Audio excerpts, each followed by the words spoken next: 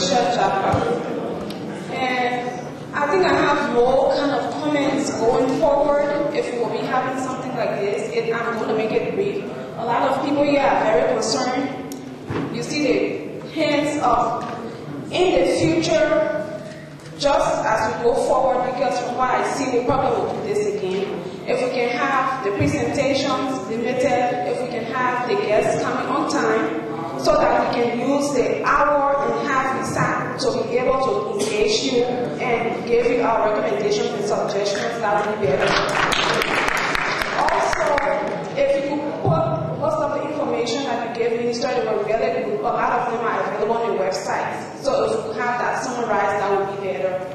And also, I've also called on our leaders here in Minnesota that in the future, if you can, before the guests arrive, have a discussion so that we can, as one cohesive unit, have the comments and questions that we have for them. But because this did not happen at this time, and I assume the current PRS is about to expire, one is going to be ready in June. I would suggest, and I know a lot of people here will agree with me because most people are very passionate about this, that we can meet and together formulate our own suggestions and proposals. And when they are doing that in June, if we can even get a delegation to go, if we cannot, we can send a formal rating paper to them that will include our own suggestions and ideas for what we will say.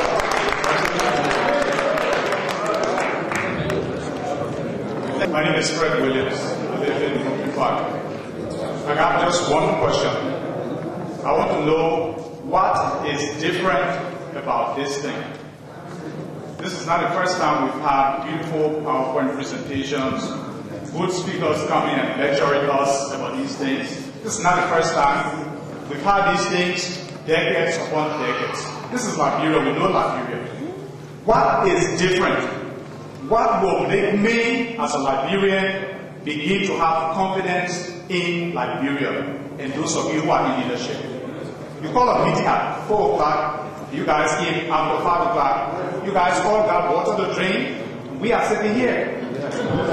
If you guys are servants, then you should be serving the people, not the other way around.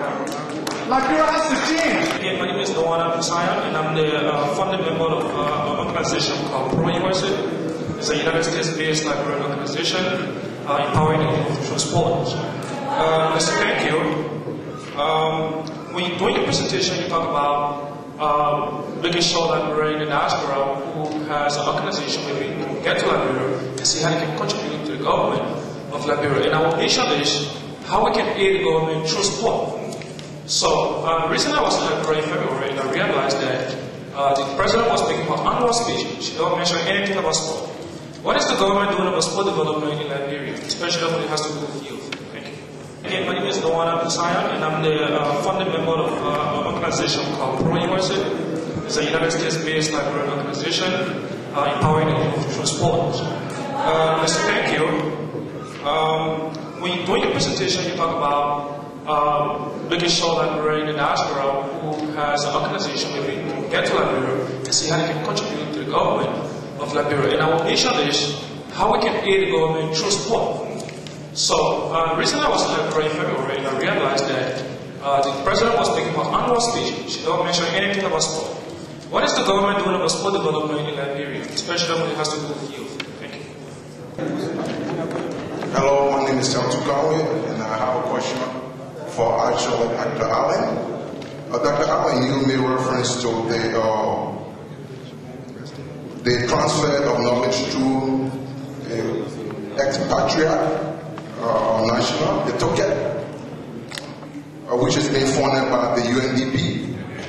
Now, we got information, and this is fact, that there are double pay in Liberia. The ministers are being paid on this particular program at the same time they're being paid on the Liberian salary. So can you please clarify that? I also have a question for Mr. Amar. And my question goes to the Prime Minister. The World Bank administers the Liberia Reconstruction Trust Funds. What is the current level of funding what is the mechanism being put in place in enhancing those programs? TAP 10 stands for Transfer of Knowledge to Expatriate Nationals. And this is a program that is open to any Nigerian anywhere in the world, and even those on the ground who have special talent and want to contribute skills, knowledge, or abilities. It is not restricted, even you qualify for it. It is not a program that is there as a salary supplement for ministers. As a matter of fact, that particular program that we are talking about, you cannot be a political appointee to participate in that particular program. Now, perhaps what you are alluding to is the fact that in Liberia, some public servants, well, all public servants get a Liberian dollar component on the salary picture. And then there are certain public officials who are based on function, they get an allowance. Now, for example, I work sometimes 12, 14 hours a day. So my driver gets an allowance because he stays late when I stay. The man who runs the generator, for example, gets an allowance, US dollar allowance, because he stays over when I stay. So what creates the confusion is that there are some public servants, civil servants included, who get a US dollar allowance in addition to the Liberian dollar salary. And sometimes there's some confusion about that. Okay, but ministers are not on the government program. But the key question there was, what is different this time? Seeing speakers come and go, and nothing happens.